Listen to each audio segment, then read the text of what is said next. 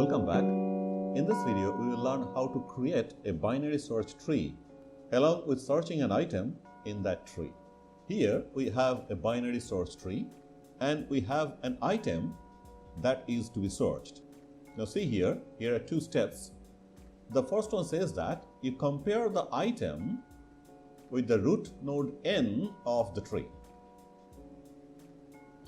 If you find item that is less than n, then you proceed to the left child of n. And if you find item greater than n, then you proceed to the right child of n. You keep repeating the step A until you come across one of the following two situations. The first one, you may find the item that is matching with the item in a node n. Then you say that the search is successful. And if you do not find the item in any node of the tree, then that item can be placed as a new node in the tree. Let us go for an example. Suppose your item X is there and the key there is 57. You start from the root. You place the item X beside A and compare the keys between these two nodes. We say that 57 is greater than 44. Then you proceed to the right child of A, which is F, with the key 67. That means your X will come over here. Next, you again compare the item X with the F with 67 and you find 57 is less than 67. That means this X will visit the left child of F, which is G. Again, you compare this item X with G, and this time you will find that 57 is greater than 55, so it will visit the right child of G, that is I. You compare X with I, and you find that 57 is less than 60, this part, and it does not have a left child. So X itself becomes a left child of I. Thus, a new node X has been inserted in the proper place in this binary search tree. Now we go for coding. We have a structure named BST. So this will be a node. And we have int key here. So we write here key. We have two pointers, left and right. So this one will be a left, which will be pointing to the left child, and here we have a right pointer, which will point to the right child. So this is a structure we define and we name the structure as BST. Okay, so we go for main. We have key and choice, two int type variables, and we have a root pointer of BST star type. So we have this root here, it's a pointer of BST star type. Next, we set root to null. So it is set to null. And then we go for this while loop. Now I will remove this part and I will replace this with the body of the insertion function, which we will call from here. Okay. Now let us go back to this code here in main. This while loop starts from here and ends over here. And it has an if-else pair. So if block will go for if choice equal to 1. That means you want to insert new node in the binary search tree. And if you want to stop the program, then you can go for this else part. Now, we go for choice 1. You take the value key from the user. And then you call this insertion function. That means the function over here. Now you pass the address of root and it is received by the R variable, which is BST double star type. Now the meaning of this is that R is having the address of root, but actually it is pointing to the null. So R is actually having the address of root, but it points to this null. Clear? Next, you pass the value of key from here to here. This is just a simple call by value. Now this insertion function is having one if part and one else part. The if part is talking about creating a new node with the help of this malloc and inserting the value of key within the new node's key and setting null to the left pointer of the new node and also setting null to the right pointer of the new node. Clear? Now let us go with an example. Suppose we have this list of items that is to be inserted in a binary storage tree. Now initially the binary storage tree is empty. So 44 will be the first node and it will be at the root, right?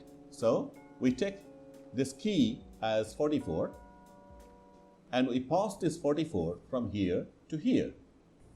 And of course, we have passed the ampersand root to $r so that R is actually pointing to null at this moment. Now we have to get inside this insertion function. There's an if-else pair and we have to check whether if port will work or else port will work. You see, in the beginning, R is pointing to null. That means if we evaluate $r, then we will get null. So at this moment, this if condition will work. In the if condition, you create a new node by using the malloc function. The node will be of BST type and it has been typecasted to BST star so that $r can access that newly allocated memory. Now this memory allocation has 3 ports as you have seen in our definition. It has a key, it has a left pointer, it has a right pointer.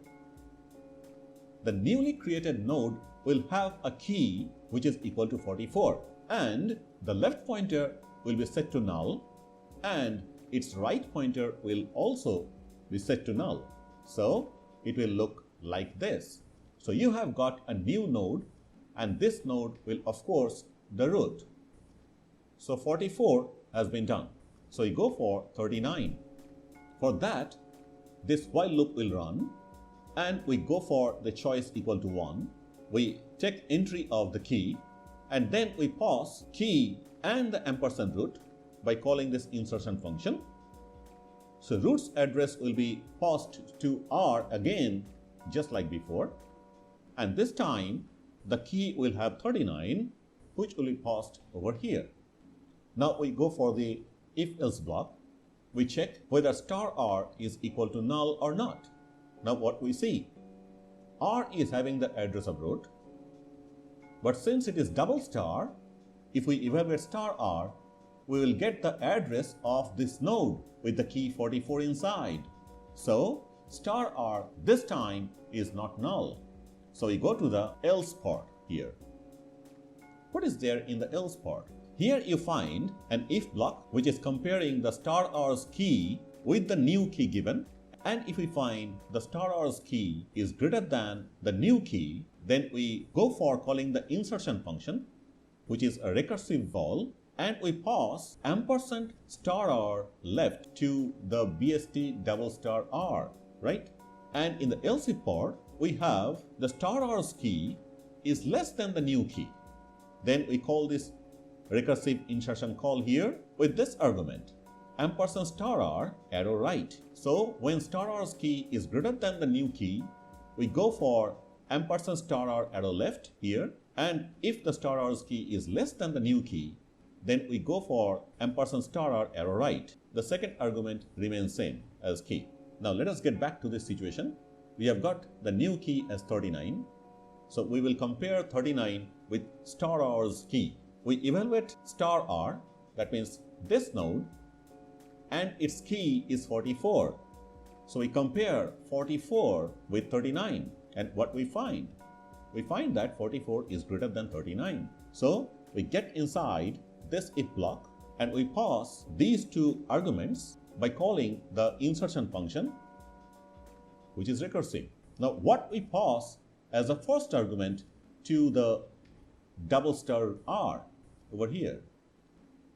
I will explain you in fragments. See, if you evaluate R, then you get access to the root, and if you evaluate $r, then you get access to this node with the key 44. Now what is written over here? Arrow left. That means it is actually meaning this L. I have written here L for left and this R for right. So I request you do not be confused with this R and this R.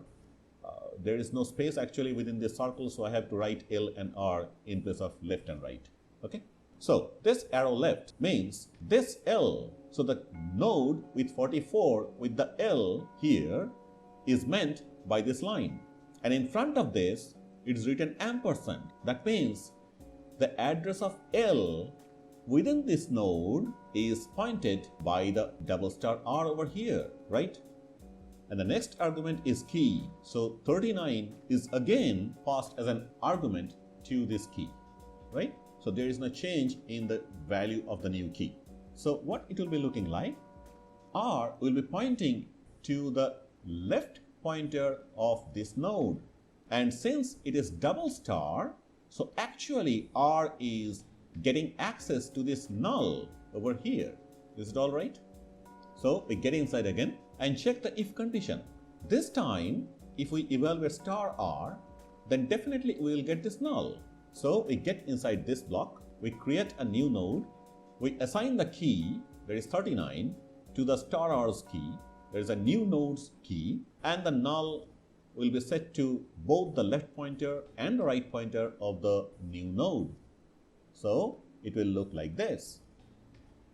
39 is there as a key, L is pointed to null, R is also pointed to null. So 39 is over. One more item I will show you, that is with 42. We go for this choice equal to 1. We get this 42 inside the key variable. So 42 will be there, and this 42 will be passed to here, and the address of root will be passed to double star R as before. So it will look like this. So we have already two nodes inside this tree. There is a root here 44 and the left child 39. Now you have to check where the new node with 42 will be placed in this binary search tree, right? Definitely we can see that it will be coming over here because 42 is less than 44. So go to the left child, there you compare with 39, and 42 is greater than 39. So it will come over here and it will find no child over here. So this new node 42 will act as a new right child of this node with the key 39, right? So let us see how it works. So 42 comes over here. We compare with star R's key. Now what is the star R's key? Star R's key is 44, right? So here 44 will be there. So 44 is greater than 42, right?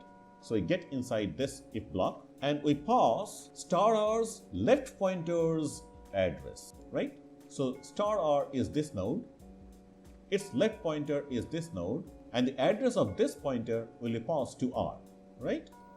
So we call this statement like this. It will go over here. This is the passing of the first argument to double star R, and the key will be passed again to the key variable with the same value 42.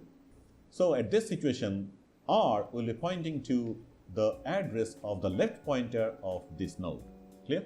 Now we get inside and see whether if works or the else works. Now if we evaluate star R, it is not null. See? So it will go for the else part now, and this time the star R's key will be 39. Why? Because R is pointing to the address of L. So if you evaluate star R, then this star R will actually going for evaluating this node. Clear? So star R's key means 39. So 39 will be compared with 42. And we find that 39 is less than 42. So this else if part will work.